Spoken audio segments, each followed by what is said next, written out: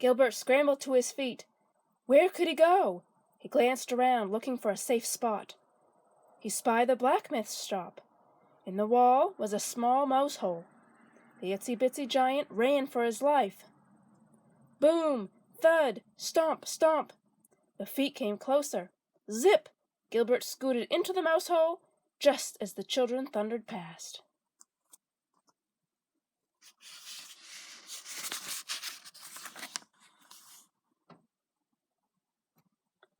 Phew! Sighed Gilbert. That was awful. Seeing those big feet above me was really frightening. I could have been mashed like a potato.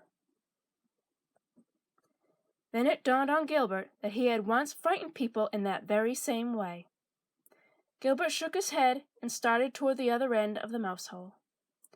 There, the blacksmith was working in his shop. The Itsy Giant peeked out of his hole. The blacksmith was near the fire. He was using bellows to fan the fire. Bellows shoot air out in big gusts.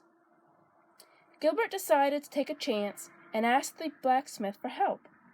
He stepped out of the mouse hole and started across the floor.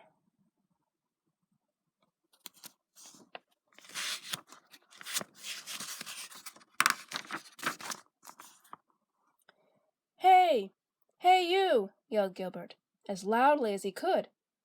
The blacksmith stopped and looked around. He didn't see anyone, so he shrugged his shoulders and went back to work. Hey! Screamed Gilbert. I'm down here! This time the blacksmith spotted Gilbert on the floor. But he didn't know it was an Itsy Giant. A bug! A big, ugly bug! Groaned the blacksmith. I hate bugs! He aimed the bellows at Gilbert and squeezed it tightly. Whoosh! Out came a blast of air. Down went Gilbert. Over and over he rolled, head over heels. He tumbled back into the mouse hole, and then out of the mouse hole, and back into the street.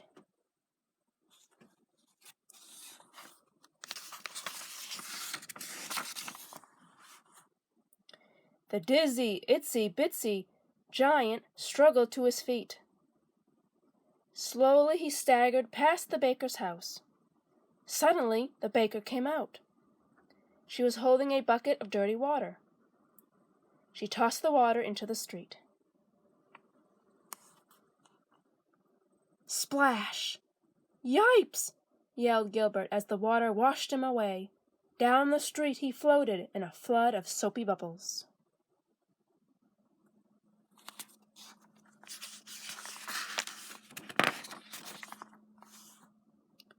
Finally, the water began to seep into the ground. The Itsy Giant was left in a pool of icky, sticky mud. Gilbert was trapped and sinking fast. The more he struggled to free himself, the deeper he sank. Help! Called Gilbert. Someone help me!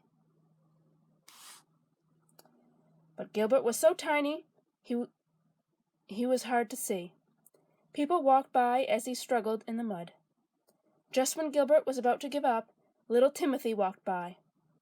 As Timothy passed the patch of mud, something caught his eye.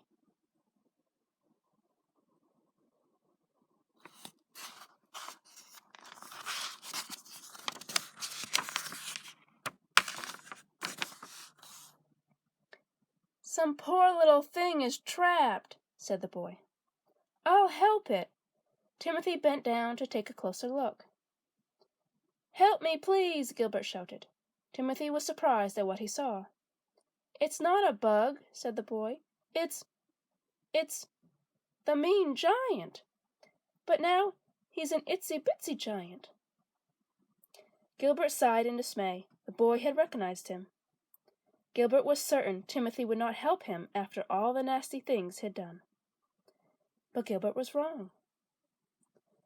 Big people should always help little people, Timothy said, as he carefully lifted Gilbert out of the mud.